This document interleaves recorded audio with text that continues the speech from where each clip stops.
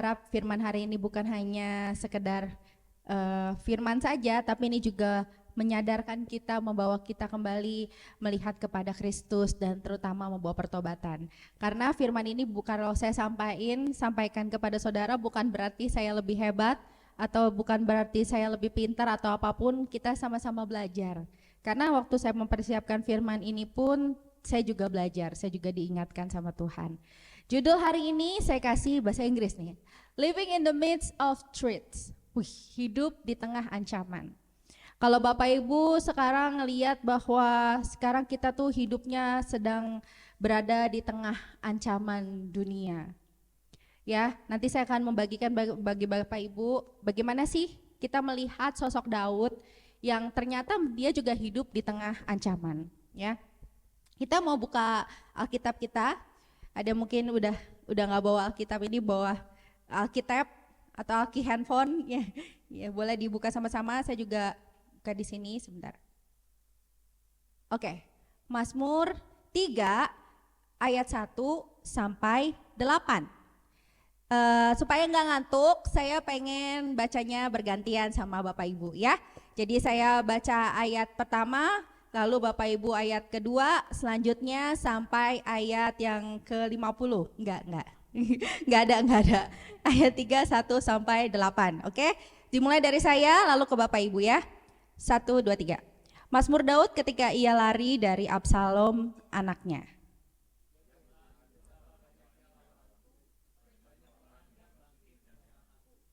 Banyak orang yang berkata tentang aku, baginya tidak ada pertolongan daripada Allah. Selah. Sorry. Oke. Yang keempat. Perisai yang melindungi aku, engkaulah kemuliaanku dan yang mengangkat kepalaku. Dengan nyaring aku berseru kepada Tuhan dan ia menjawab aku dari gunungnya yang kudus. Selah.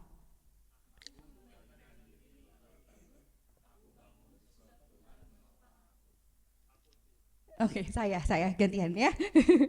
Aku tidak takut kepada puluhan ribu orang yang siap mengepung aku. Oke.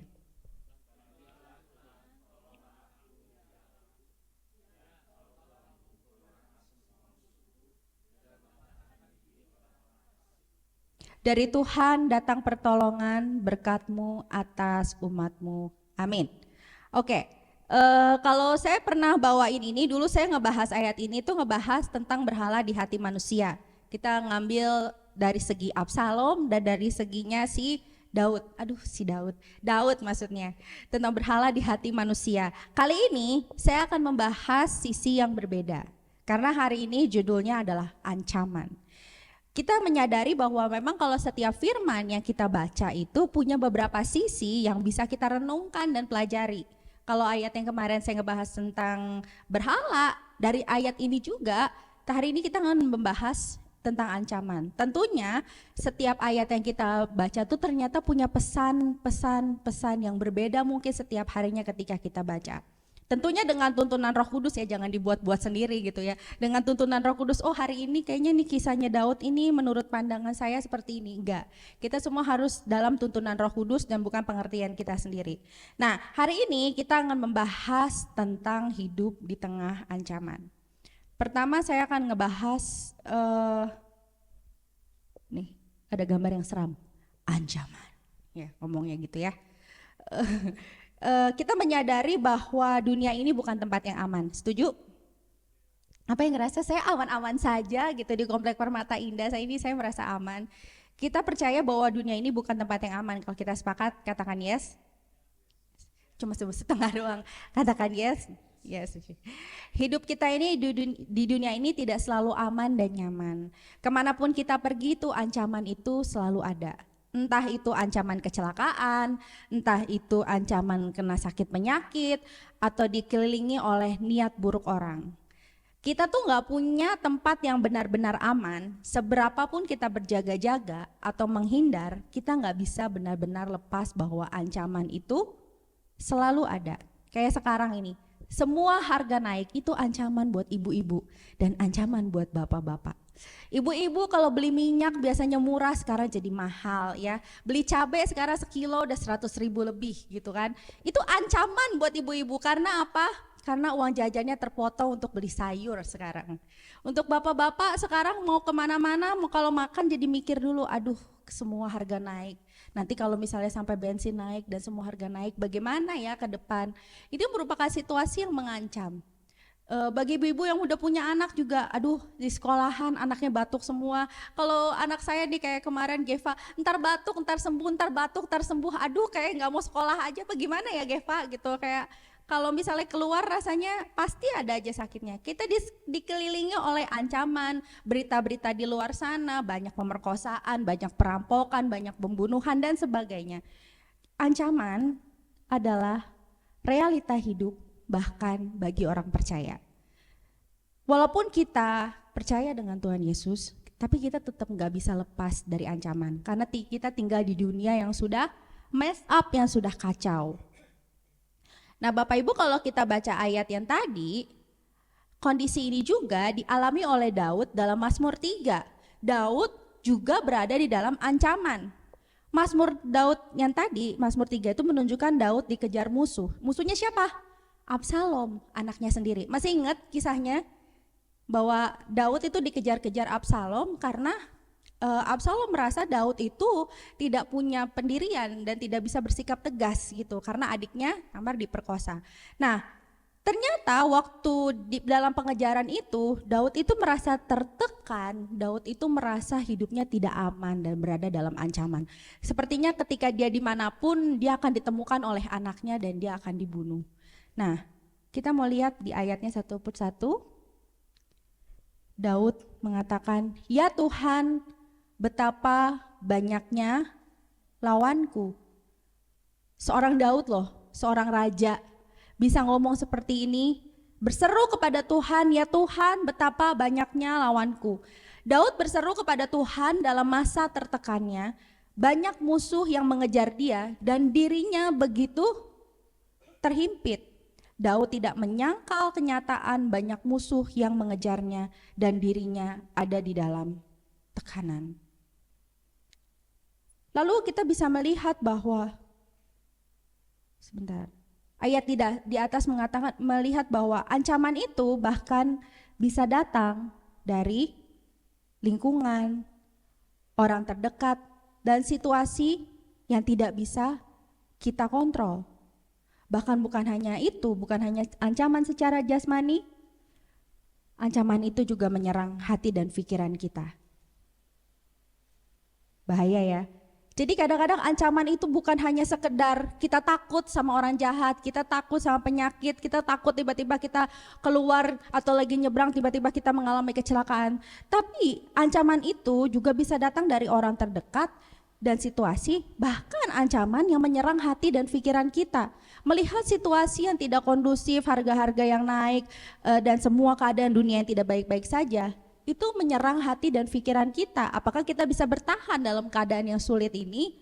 Apakah hari ke depan akan jadi lebih baik? Bagaimana saya bisa menghidupi anak-anak saya? Dan sebagainya. Itu menyerang hati dan pikiran kita. Itu seperti saya bayangkan seperti ilustrasi seperti ini. Seperti seorang yang berdiri di tengah kerumunan, orang yang menunjuk-nunjuk dia. Ini keadaan Daud ya, ada yang menuduh, ada yang menjatuhkan, ada yang berkata, "Sudah, hidupmu habis." Semakin banyak suara, semakin terasa terhimpit. Jadi ketika kita mengalami situasi yang terancam, kita tuh kayak orang yang lagi di tengah-tengah dan sekelilingnya itu sepertinya sedang menunjuk kepada kita, "Ayo loh, keadaan lo gak akan baik-baik saja. Hidup lo tuh akan susah." Gitu, lu tuh nggak akan menang lawan situasi ini gitu. Lu tuh nggak tahu nanti ke depan hidup kayak gimana. Ayo, pikiran kita terus dikejar dengan perasaan takut, perasaan cemas yang tidak akan pernah berakhir. Nah, inilah yang dialami oleh Daud. Bahkan Daud bukan cuma diserang, tapi juga diintimidasi secara mental dan secara pikiran. Pertanyaannya gini, apakah Anda pernah atau sedang berada dalam posisi Daud? Apakah Anda saat ini sedang merasa terancam dengan keadaan yang tidak baik-baik saja? Apakah Anda sedang merasa terancam dengan posisi pekerjaan Anda saat ini? Apakah Anda merasa terancam dengan kehidupan rohani Anda yang mungkin ngerasa, aduh gue tuh udah terlalu jauh dari Tuhan, kayaknya gue tuh gak layak deket-deket sama Tuhan. Terus bagaimana respon hati Anda ketika melihat keadaan Anda seperti ini dan keadaan yang seperti ini? Saudara, kita harus mengakui bahwa bukan pedang saja yang membuat kita terancam, tapi juga kata-kata dan tekanan-tekanan dari orang sekitar kita, bahkan terdekat, bahkan bisa dari lingkungan kerja, pertemanan, bahkan keluarga kita sendiri. Bahkan pikiran kita sendiri dan dunia bisa mengintimidasi kita dengan berteriak, Tuhan tuh gak akan nolong kamu. Kamu tuh sendirian sekarang. Gak ada yang bisa ngertiin kamu. Kita bisa melihat bahwa Daud mengalami hal yang paling menyakitkan, yaitu dia diserang oleh darah dagingnya sendiri. Daud juga ngerasa stres, Daud merasa sedih, merasa khawatir. Tapi kita akan ngelihat bahwa bagaimana Daud melewati masa-masa ini. Yang kedua adalah perisai. Perisai di ayat 4 dikatakan apa? Engkaulah perisai yang melindungi aku. Daud beralih dari melihat masalah kepada Tuhan. Kalau seringkali kita melihat masalah kita besar, kalau seringkali kita melihat, aduh berita di mana-mana, kita gampang banget dapat berita dari media tok-tok, dari media igoy, apalagi semuanya, thread semua yang kita dapat, semua kalau kita lagi nyari berita dunia ini, itu tiba-tiba muncul berita-berita yang mengerikan. Itu ya. Tapi kita mau melihat bahwa Daud itu tadinya dia merasa ketakutan, tadinya dia merasa dikejar-kejar, tadinya dia melihat masalah dan sepertinya tidak ada jalan keluar, tapi Daud beralih dan melihat masalah dan melihat kepada Tuhan. Tetapi Engkau Tuhan adalah perisai yang melindungi aku, Engkaulah kemuliaanku dan yang mengangkat kepalaku. Daud menggambarkan Tuhan sebagai apa? Perisai, kemuliaan, pengangkat kepala. Perisai, kemuliaan dan pengangkat kepala. Apa sih perisai, kemuliaan dan pengangkat kepala? Kita akan mau bahas satu-satu ya. Perisai. Daud menggambarkan Tuhan sebagai perisai. Artinya apa? Tuhan itu sama Daud tuh dianggap sebagai tempat perlindungan. Saat dia merasa semuanya sedang mengejar dia, saat dia merasa semuanya tidak berada dalam dia mendukung dia, tapi dia melihat bahwa Tuhan adalah tempat perlindungan sejati buat kehidupan Daud. Lalu yang kedua adalah kemuliaan. Apa sih kemuliaan? Bapak Gembala, saya mohon maaf, itu handphone saya kayak ini, notes-nya nggak update. Sorry ya.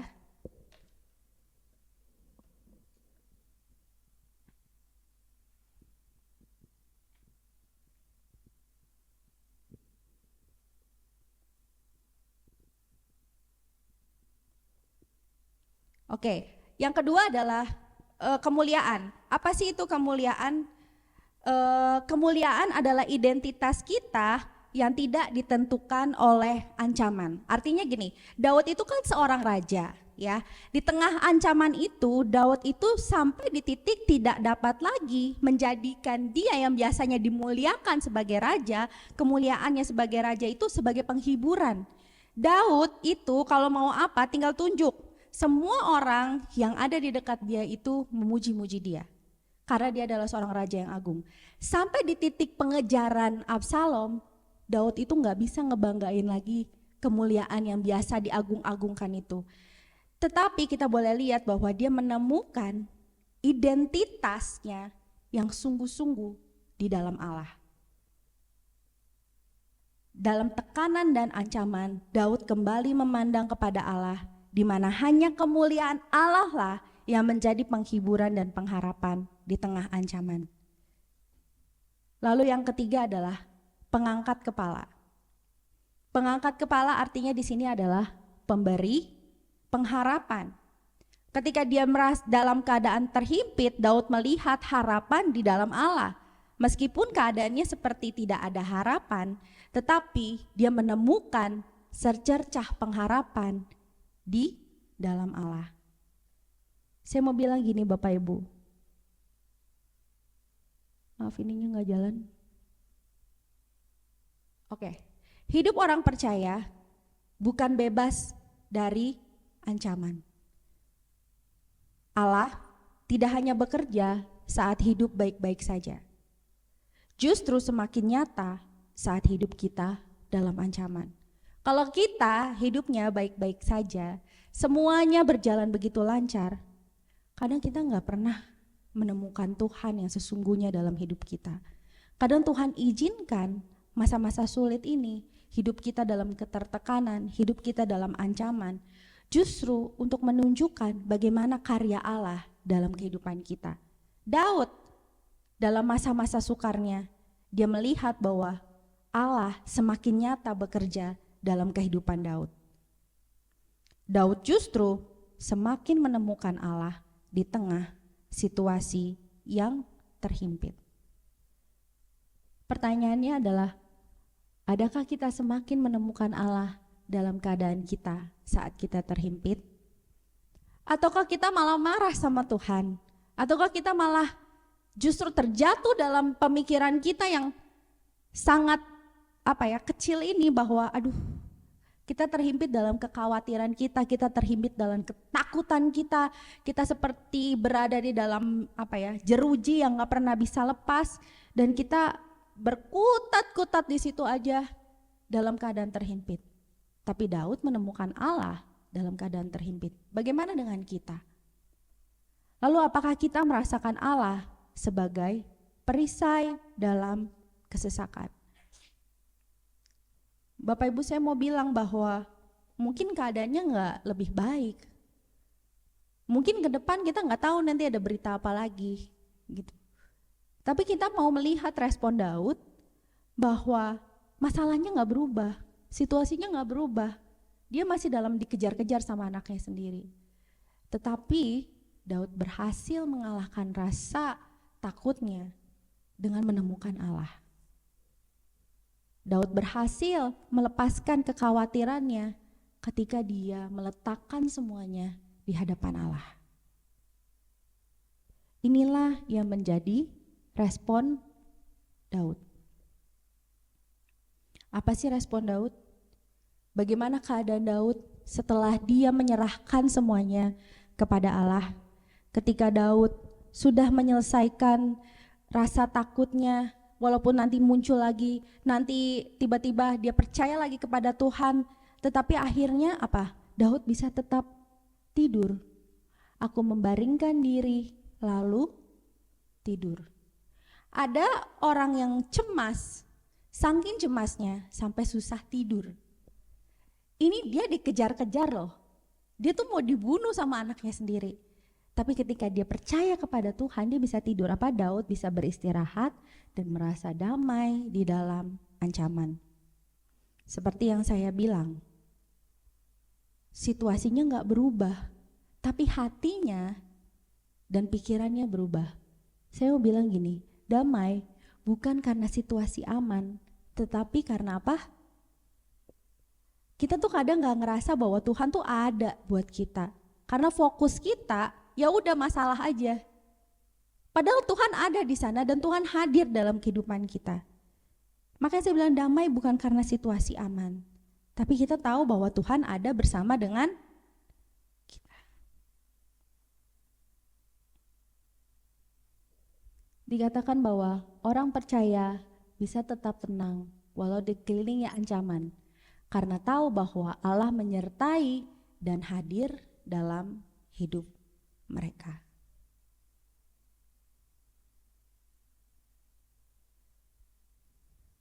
Kita mau lihat respon Daud. Respon Daud. Daud berseru kepada Tuhan. Daud tidak mengandalkan dirinya, ia tahu kepada siapa ia berseru. Sekarang pertanyaannya, waktu kita dalam ancaman, kita berserunya ke siapa? Ke istri. Woi istri, mulai besok hemat ya. Jangan ini, jangan itu, dipikirin. Anak-anak besok jajannya dikurangin 50% dan sebagainya. Istri-istri juga anak-anak, suami jangan boros-boros, jangan beli ini, jangan beli itu. Atau apapun, kita biasanya bukan berseru kepada Tuhan, tapi kita udah mutlak-mutlak di otak kita mau ngapain ya besok ya. Apa yang bisa dihemat, apa yang bisa dipotong anggaran dan sebagainya. Apa yang bisa kita lakukan untuk ini dan itu. Kita jarang berseru sama Tuhan, kita udah berusaha untuk menemukan jalan keluar dengan pikiran kita yang sempit ini. Tapi respon Daud mengingatkan kita bahwa yuk berseru sama Tuhan. Karena yang bisa kita andalkan itu hanya Tuhan. Hikmat Tuhanlah yang menuntun kita untuk mengambil setiap keputusan yang ada. Lalu respon Daud yang kedua adalah Daud tahu bahwa ia gak berjalan sendirian. Tuhan adalah perisai kemuliaan dan penopang kepalanya. Siapa yang di sini yang ngerasa bahwa hidup-hidupnya dalam masa sulit ini dia cuma berjalan sendiri? Bahkan orang-orang di sekelilingnya kayak gak ngerti. Bahkan orang terdekatnya, istri, anak-anaknya kayak gak ngerti. Lu tuh gak ngerti beban gue sebagai suami. Lu tuh gak ngerti beban gue jadi istri. Lu tuh gak ngerti orang tua beban gue sebagai anak-anak. Apa yang gue jadi pikirin, apa yang gue pikirin saat ini, gak ada yang ngerti. Ya memang, manusia gak akan pernah bisa ngertiin kita, bahkan orang terdekat kita, bahkan diri kita sendiri pun gak bisa mengerti diri kita sendiri. Apa yang kita harapkan dari manusia? Tapi saya mau bilang saat ini, Daud tahu ia gak berjalan sendiri. Dan kita tahu bahwa kita juga gak berjalan sendiri Bapak Ibu. Kita punya Tuhan yang adalah perisai kita, yang adalah kemuliaan kita dan menopang kepala kita senantiasa. Lalu apa? Daud tetap punya pengharapan. Walaupun keadaan belum berubah, namun ia percaya kepada Allah. Kita ngomong percaya gampang. Saya percaya kepada Allah. Ngomong hari ini percaya, besok bisa tetap khawatir. Ngomong detik ini percaya, tiba-tiba di rumah ada berita apa, kita jadi khawatir lagi. It's okay, gak masalah. Kita masih bisa tetap khawatir, tapi kita bukan jadi orang-orang yang hidup di dalam kekhawatiran, tapi di tengah khawatir itu kita berseru kepada Tuhan. Kembali lagi, kita punya pengharapan di dalam Tuhan. Daud tahu ia tidak berjalan sendirian. Daud tetap punya pengharapan walaupun keadaan belum berubah.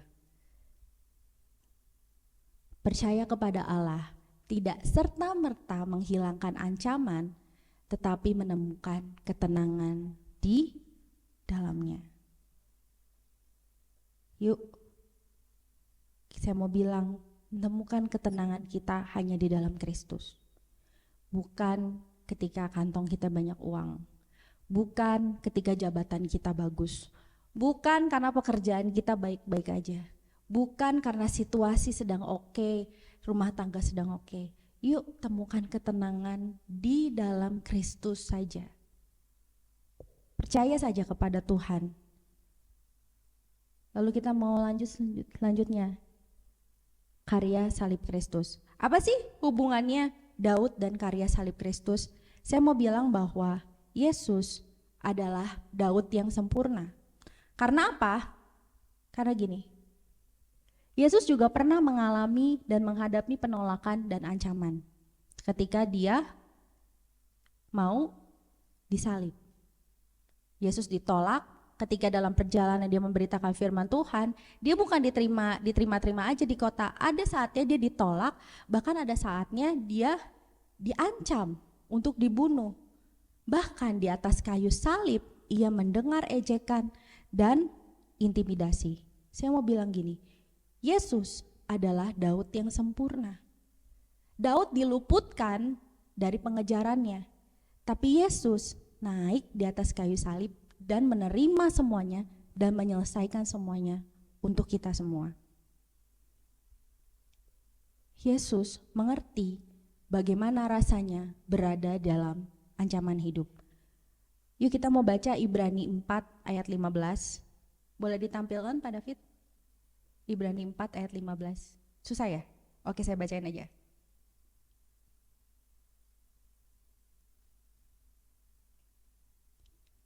Ibrani 4 ayat 15. Sebab imam besar yang kita punya bukanlah imam besar yang tidak dapat turut merasakan kelemahan-kelemahan kita. Sebaliknya sama dengan kita, ia telah dicobai, hanya tidak berbuat dosa. Yesus ngerti bagaimana rasanya berada dalam ancaman hidup. Jadi ketika kita sedang merasa tidak baik-baik saja dan merasa hidup kita terancam, Yesus ada di situ dan pernah ngalamin. Makanya dia mendampingi kita melewati itu semua dan ngerti gimana rasanya. Yang ketiga adalah Yesus, walaupun dalam kemahatauannya dia akan ditolak, dia akan disakiti, dia akan disalibkan, namun ia tetap memilih datang untuk menjalani semuanya. Kira-kira Yesus tahu nggak dia bakal setelah karya penyaliban lalu berjalan ke depan, kira-kira Yesus tahu nggak kalau hari ini tuh masih ada orang-orang, kita semua ini bahkan masih bisa nyakitin hati Tuhan. Ada orang-orang yang nolak dia, ada orang-orang yang tetap tidak menerima berita tentang keselamatan. Kira-kira Yesus tahu nggak? Tapi tuh dia tetap naik di atas kayu salib. Dia tetap menerima semua cemoohan, dia tetap disalibkan, dia tetap disakiti, dia tetap memilih datang untuk menjalani semuanya. Nah, ini menunjukkan apa? Tuhan tidak jauh dari penderitaan kita. Ia pernah ada di posisi terancam, namun Yesus bukan hanya menyelamatkan dari jauh, tetapi ia apa? Masuk ke dalam penderitaan kita dan menanggung semuanya di atas kayu salib. Dia masuk loh Bapak Ibu ke dalam penderitaan kita. Dia turut merasakan semua kekhawatiran kita, ketakutan kita akan masa depan kita. Atau ada posisi kita yang mengancam orang-orang di sekitar kita, mengancam kita, dia ngerti posisinya. Karena dia pernah ada di sana. Jadi kita boleh percaya kepada Tuhan bahwa dia adalah Tuhan yang mengerti, mengasihi kita, dan mendampingi kita untuk melewati setiap fase dalam kehidupan kita. Salib adalah bukti Tuhan mengerti penderitaan dan Tuhan sudah menang atas kejahatan. Jadi dia ngerti di atas kayu salib, dia membuktikan Tuhan menderita, Tuhan menerima setiap siksaan, Tuhan menerima setiap cambukan, Tuhan menerima setiap orang tuh ngeludah sama dia ketika dia lewat, orang tuh mengolok-olok dia, katanya kamu raja, katanya kamu penyelamat, katanya kamu Mesias, turun dong dari salib, selamatkan dong dirimu. Tapi Yesus nggak turun, dia tetap ada di sana. Dia ngerti, dia menderita di atas sana. Orang-orang yang tadinya menyambut dia, tiba-tiba semuanya mengolok-olok dia, tiba-tiba semuanya menolak dia. Tiba-tiba semuanya mencibir dia. Bukan itu suatu penderitaan yang luar biasa, tapi Tuhan mengerti dan bahkan Tuhan sudah menang atas kejahatan manusia. Dan karena apa? Karena salib, kita tidak sendirian, kita punya harapan. Dan salib mengubah ancaman menjadi tempat munculnya pengharapan. Di atas kayu salib, Yesus sudah bilang, semua udah selesai. Aku sudah menyelesaikannya buat kamu. Aku sudah memberikan nyawaku buat kamu. Yang tadinya kamu gak punya pengharapan, yang tadinya kita adalah orang-orang yang harus mendapat hukuman, adalah orang-orang yang gak punya harapan, kita yang harus udah divonis mati. Tetapi di situ, Yesus di atas salib mengubah semuanya menjadi pengharapan yang baru buat setiap kita.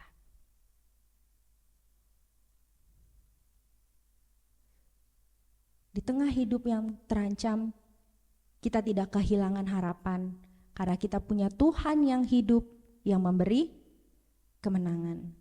Bapak Ibu, mungkin saat ini kita sedang takut, Mungkin saat ini kita sedang tertekan, mungkin saat ini kita dikelilingi oleh situasi yang sulit. Saya mau bilang gini, Tuhan gak tinggalin ya Bapak Ibu. Tuhan ada bersama dengan kita. Yesus sudah lebih dulu melewati penderitaan, dan kita tahu bahwa kita punya selalu tempat untuk berseru kepada Tuhan. Kita boleh bilang kita gak pernah kehilangan harapan. Karena apa? Karena kita punya Kristus. Kita bersatu di dalam doa.